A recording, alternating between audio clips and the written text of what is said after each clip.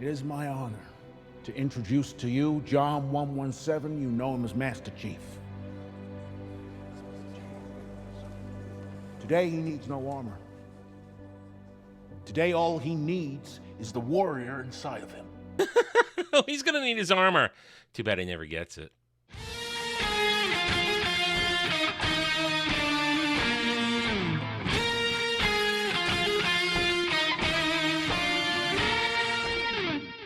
Howdy, all. I am Adam, the Renaissance Nerd, and welcome back to my continuing coverage of Halo Season 2.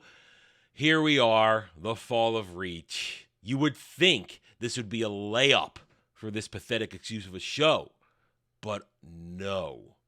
They found a way to just make it lame. I'm serious.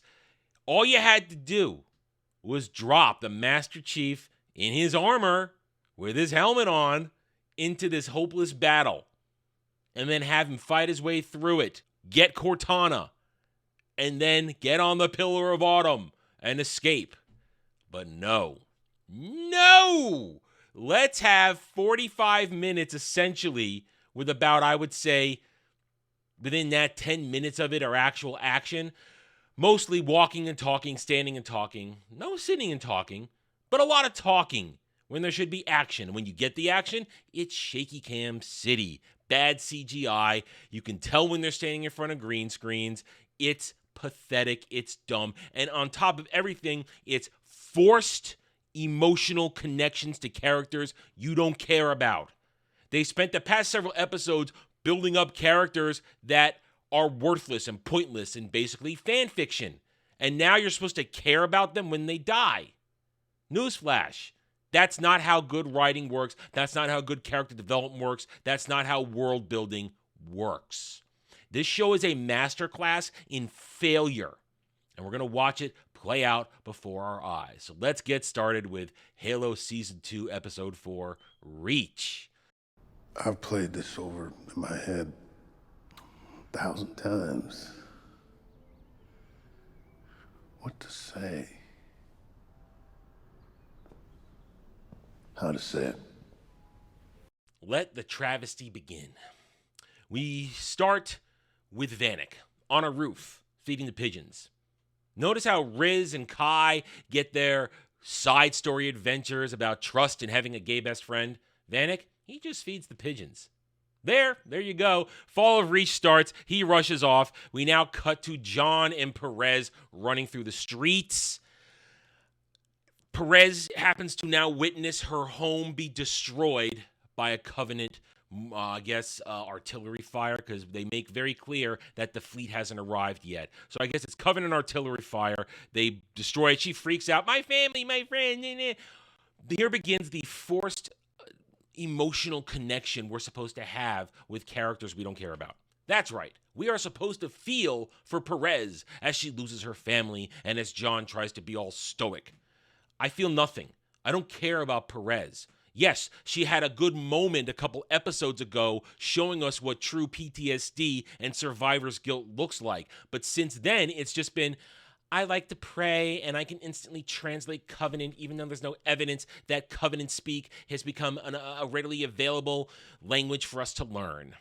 That's all Perez is. She is a stand-in for us, I guess, being witness to Master Chief in all his awesomeness and how we're supposed to be in awe and try to comprehend what he does. But they fail at it because we do not connect with Perez.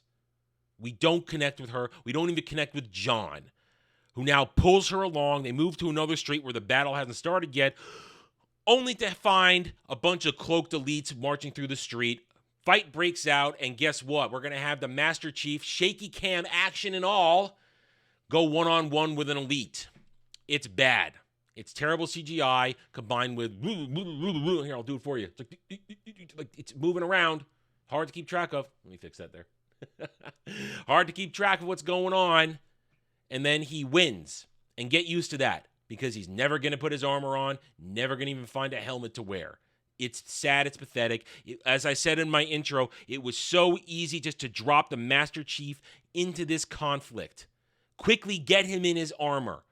Do a cut, have him arrive, hand off Perez, put on his gear, and go to town. But no, we have to see him be John, not the Master Chief. Doesn't even get to cosplay the Master Chief. We'll continue with their adventure. There's 2 parts here. They're going to go along. It's much easier if I continue with their little sidetrack before we get to the other boring shit. Eventually, as the battle suddenly explodes and they have to run, Perez and John arrive in an apartment. They hide there. It looks like they're going to equip themselves with rando melee weapons. We get a nice little speech about Perez saying, how do you do this? How can you be so calm? How do you know what you're doing? Well, first of all, if he was in the armor, it wouldn't be a question. He'd be the Master Chief, ready for action. But no, he has to give a whole explanation about when he was a kid, he saw some chick flipping a coin, and she dared him to call it every time, and he called heads 11 times in a row. And he says, it wasn't luck. I just knew I was going to win. Just like I know every time I go into battle, I'm going to win. I may see people die, I may lose people along the way, but I always know I'm going to survive. That's his pep talk. And she goes, okay. Then they hear a movement around the apartment. It turns out they're in some antique shop. And they have a long, drawn-out conversation with some woman who criticizes them for trying to save her because they don't understand the meaning that a chess set from like a couple thousand years ago that has survived all the wars of humanity is important because it represents humanity. We can't forget where we came from. This is just what we needed in the middle of all this. Some lady lecturing John and Perez about remembering where you came from. What's the point of fighting a war if you forget who you are? There were better ways to do it than a throwaway character who John then says she realizes she's going to die with all her stuff, Perez. We need to go. Waste of time. Want to see what another bit of waste of time is? Oh, we now cut to Halsey and Soren. Yes, remember Halsey was now confronted with Soren, who we feel as though was supposed to beat the ever-loving shit out of her, but no, we can't have men delivering violence upon women. It would not have been an interesting scene if he had had her in a chokehold up against the wall and she has to talk her way out of him killing her. Nope. We're instead going to have Soren going, I've thought about this 1,000 times, the way I would talk to you, what I would say. And then she will look at him and say, well, even in this moment, they still have to work in a girl-boss interaction that sucks any sort of masculinity out of the room. Eventually, the holodeck that they're in loses its power and they get to leave. They are now going to be walking and talking through hallways about how Halsey always respected Soren. How could you respect me? You didn't love me. No, you were great. You were the only one who we didn't abduct because you wanted to be a Spartan. Oh, I always wanted to be a Spartan. Yes, you did. You don't know that. How's your son? You don't want to hear about my son. Oh, of course I do. Because I need to know if any of you transferred to him because you were always a great leader. And we let you escape because I knew I couldn't count on you anymore. I needed John to stand up for himself. You understand? I'm rambling like this because that's what it is. Pointless rambling. Pointless character interaction. Last week I said we would probably have them running and gunning their way through this invasion to survive together. Nope. Let's walk and talk through hallways. Let's share our emotions. Let's have feelings in a moment where we should just be focusing on action and adventure because that is what the core of this series should be. Not whining and talking. While they find some dead guards, they arm themselves up and then they move on.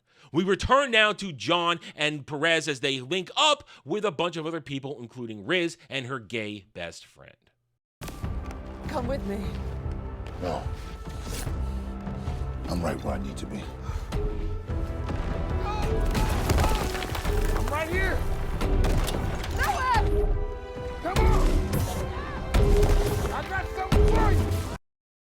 I said before that a lot of this episode is forced emotional connection to characters we don't care about.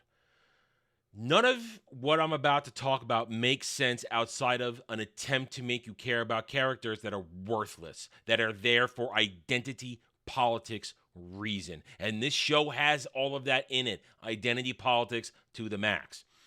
We are, as I said, we are now with John and Riz and a bunch of Marines and this and that. They're ready to go. But you know who's there? Riz's gay best friend who couldn't cut it as a Spartan because he went blind and then fell in love with a doctor who groomed him. Yes, groomed him. I'm saying that. Should have said it last week. I think I did say it last week. I don't really remember. But he groomed him. They're going to make a run for it. You're trying to get to, at this point, what you believe is the place where your armor is, where you can suit up and be the Spartans we need you to be. What is the most important thing you need to do? Get there in one piece. Go with a team that can support you and help you survive. So what are we going to do? Allow the blind gay best friend, not quite Spartan, to go along with his gay boyfriend, groomer, who says, I can help the wounded. Do you understand how retarded this is? John would have said, if this was the real Master Chief, he would have said, hell no, fat boy, blind boy, you're dead anyway, just stay. Fight. Because, you know, they have him with a grenade launcher shooting randomly. I can hear you. I can find you. I can hear you. They even have him at one point as they're moving along, save everybody by blindly firing into a nest of elites on a roof. This is the epitome of identity politics inserting itself into a scene that makes it completely ludicrous. Also that, as they're fighting their way through the hallways, you get some more bad CGI fighting with the Master Chief not in his armor or with a helmet on, only to find out that in the aftermath, groomer, gay boyfriend dies. So that a few moments later, when gay best friend, not quite Spartan blind boy, says, hey, where's my groomer boyfriend? Oh, sorry, he didn't make it. Okay, I'm now gonna march off and sacrifice myself so you can all get away clean. Why do I care? I didn't care about you when you were introduced in this because I knew right away you were being introduced to falsely create an emotional connection that I didn't want and wasn't looking for in the first place. Pathetic. This is not good storytelling. It isn't. It's lame. It's pathetic. It's not how it works. It'd be one thing if Riz sacrificed herself so that John could keep going because, like it or not, we've had Riz for an entire season. And even though she's had just this much character development, at least we're familiar with her. No, instead, we're supposed to feel for a blind failed Spartan who's gay and just lost his gay groomer boyfriend. We're supposed to feel for him and now be like, oh, he sacrificed himself for everybody. Bullshit. Lame, stupid, and it only gets worse. We'll take a short interlude from John and company trying to get to FleetCom and get their armor to go back to Soren and Halsey walking and talking in hallways. First, they do something actually important to actually move a bit of plot along. Halsey's trying to go get Cortana. And when she finds Cortana, they have all of 3 seconds to talk before John's ex-girlfriend McKee shows up and takes Cortana. McKee's super elite bodyguard stares down Soren from across glass after Soren fails to shoot him through the glass, and then he leaves without killing them. It kind of doesn't make any sense, but hey, whatever. We will then later get more Soren and Halsey walking and talking in hallways about him being allowed to escape. He can't believe that she let him escape, that it was so easy, that, oh, I had my life, I chose my life. No, you didn't. I let it happen. Feel bad about it because I needed John to be man without you around. And that's it. That's it. We return to John and company arriving at FleetCom. They see Vanek. Vanek's still there. He's like, all right, let's go. They ask, where's Kai? We don't know where Kai is. Well, we kind of do know from last episode. She betrayed everybody and ran off with Moly Moly Neckman. Well, they're about to go get their armor when Vanek reveals the armor is gone. That's right. Moly Moly Neckman took it all with him. John's very upset. And you know what? As someone who wants to actually see the Master Chief or even these Jokers cosplay some Spartans, we're now disappointed. Because if the armor is all gone, unless Halsey has another bunch of it stashed someplace in secret, which might happen next episode, we are now looking at the Fall of Reach, at least this adaptation of it, and the Master Chief without his armor to fight in, because he doesn't fight in it for the rest of the episode. And that means another whole set of action sequences with just Pablo Schreiber running around without a helmet on, without armor on, fighting. And they have a couple moments where if they'd had him in his armor, it might have worked out as a cool action sequence. But again, this whole him not having his armor thing is a setup for something at the end, just more salt in the wound. That is the insult this entire show is. After being angry and then telling Perez, good luck, here's the coin, showing her that, hey, guess what? Just know you're going to survive. Believe in yourself, whatever. And then we're going to have Perez be in shell shock seeing a bunch of wounded people. John makes his way over to see Admiral Keyes. And we get a moment of, oh, John, you were right. I'm sorry. I was hoping I wouldn't have to go through the whole I was wrong, you were right thing, but here we are. Whatever. They go talk about how now the plan is to make the Covenant pay for every inch on Reach, even though the higher-ups and a bunch of other people have abandoned it. They're going to fight. They're going to do it, even though they're all going to die. They're going to treat it like the Battle of Thermopylae. History. Then here comes the speech. I showed it to you in the opening Gambit clip for the review. Keyes gets up there, gives not a bad speech. It's not a bad speech. It's delivered well. It hits all the right marks until he brings up John and said, this is John 117. You know, Mr. Master Chief. He doesn't need his armor. That is the writers of this show looking directly at you and saying, take this, Halo actual fans. We're not going to give you the Master Chief in his armor. We know you want it. We know it would work, but we're now going to spite you. This is pure spite towards actual Halo fans who were hoping that for even just a moment they could glimpse the Master Chief kicking ass and taking names. But no, he doesn't need his armor. He just needs to be the brave warrior he is inside. And all you other Marines are great, especially... You will be remembered as the brave women and men. Brave women and men. That line was written that way on purpose because of intersectionalism. Plain and simple.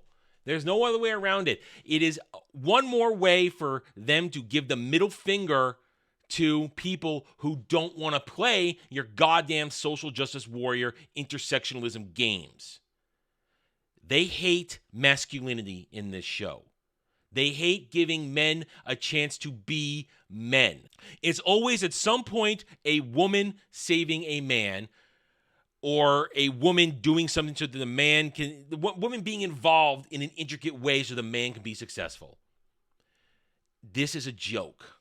The show is pathetic. It is plainly obvious what they care about. They don't care about Halo. They care about, to quote the Critical Drinker, the message. After the speech is over, everybody's all excited. We're all going to run off to die. We don't care. Great. You're all going to go be sacrifices. Keyes is ready to go join the front line, but John convinces him, no, sir, we need you to stay alive because we're going to need great leaders like you going forward. Keyes accepts it. He's going to go get on the transport along with Perez and everybody else, while John and Riz and a bunch of other people are going to go basically stand on the bridge and be a choke point and sacrifice themselves. Now, here comes the final moments of this episode where it gets worse.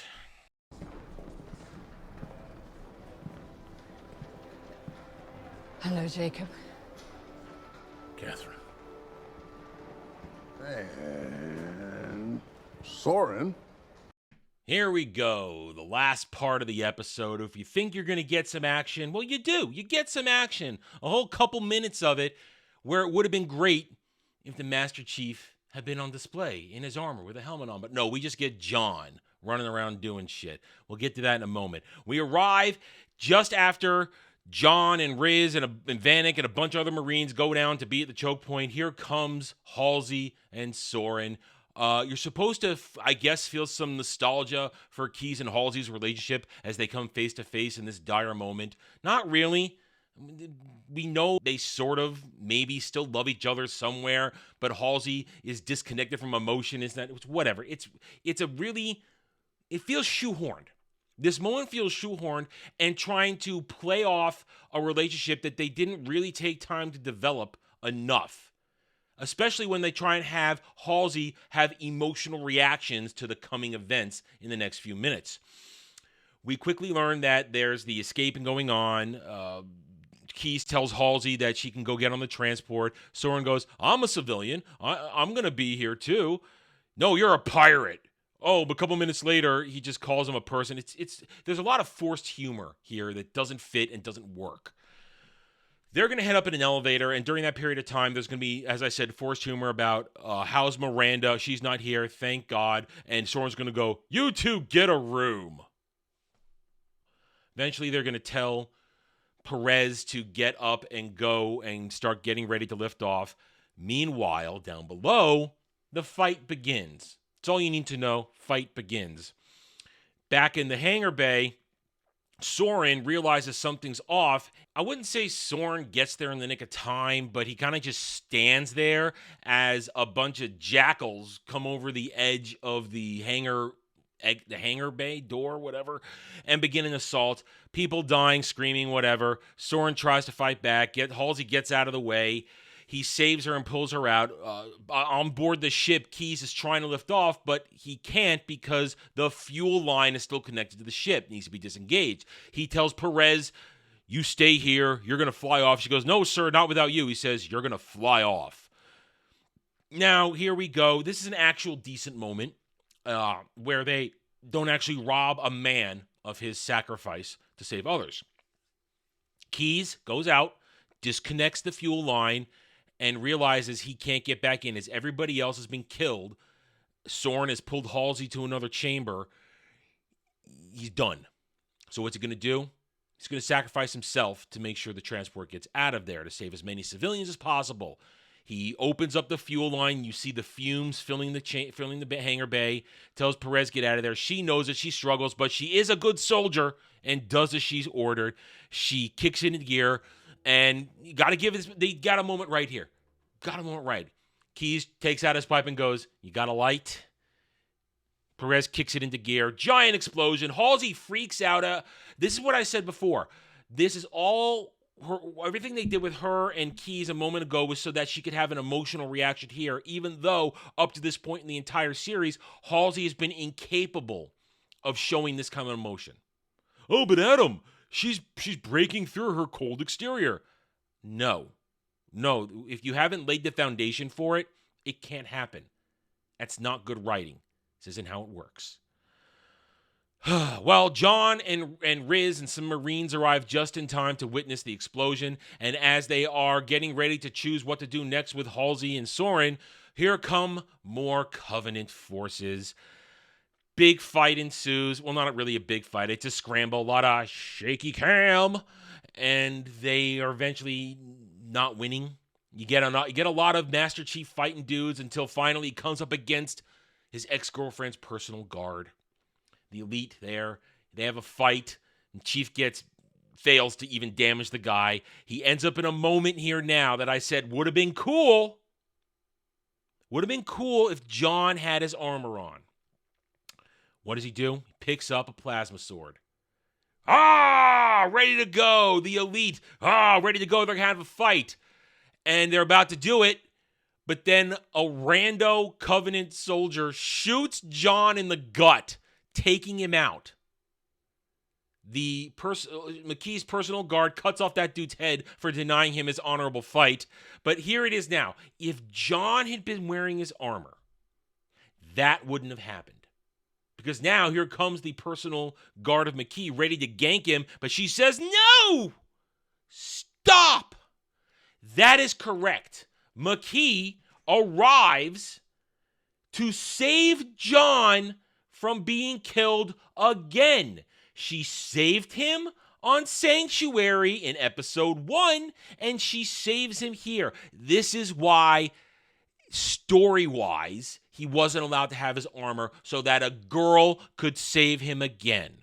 Instead of maybe one of his buddies saving him, because Vanek tries to save him, picks up one of the Covenant weapons. I don't know all the names of the weapons. I'm sorry. I only played up to a little bit of Halo 2, so you must forgive me.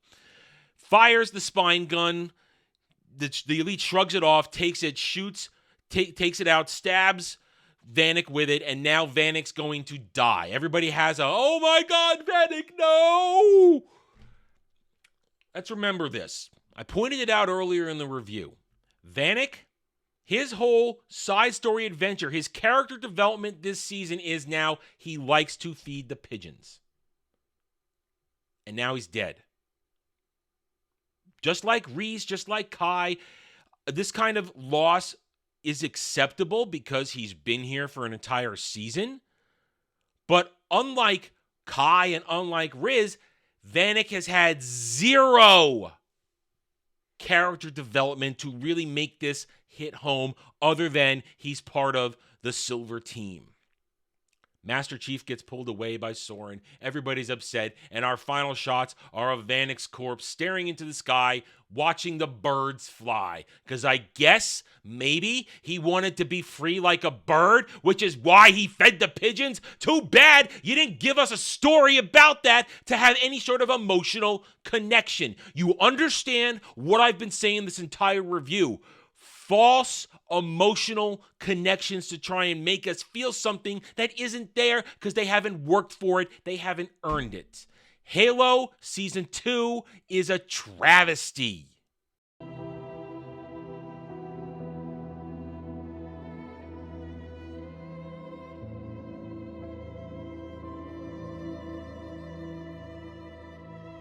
There you have it. Fall of Reach Part 1.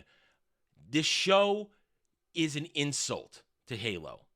They purposefully have Pablo Schreiber running around without not just his helmet, but without armor fighting Covenant. They do it on purpose out of spite because they know it's going to make the chuds angry, make the toxic nerds angry. I guarantee it.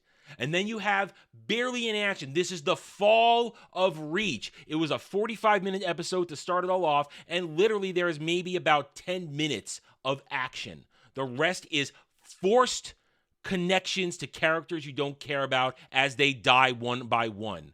And it really is insulting to a character you've had there for a season in Vanek.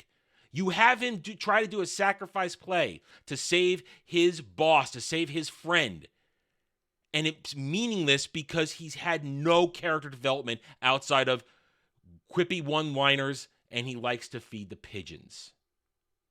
This is pointless. This entire show is a waste of time. I guess they're going to stretch out the Fall of Reach for another 2 or 3 episodes.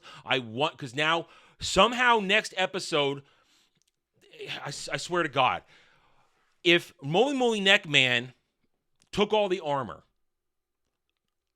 Halsey's got to have a stash someplace else. That's the only reason she's here at this point. She has a stash. And you've still got my future wife coming in with Quan, who's likely now going to save all of them and be their way off planet. I wonder where's the Pillar of Autumn coming into play. Because now it's going to be the chase to get Cortana. That's next episode. They're going to go after Makee and Cortana. But Master Chief took a shot in the gut with a plasma blast. He's hurting. He's not going to be at 100%. Even if they put him in armor, he's going to be weak. And remember, he had to be saved by Makee again. There is no agency for our actual hero in this show. All the women get to one-up him. All the women get to save him. All the women get to make decisions for him. And he just kind of goes along. This show is a disaster. I can't wait to see how they try and fuck up the Fall of Reach even more next week. But we will be there next week Season 2, Episode 5. Join me then. Hit that like button. Leave a comment. Subscribe to the channel if you're new here. I thank all of you for being here, and I will see you next week. Until then, take it easy. Thanks for watching, everybody. If you'd like to reach out to me, please email me at theranernerd@gmail.com for all channel business purposes.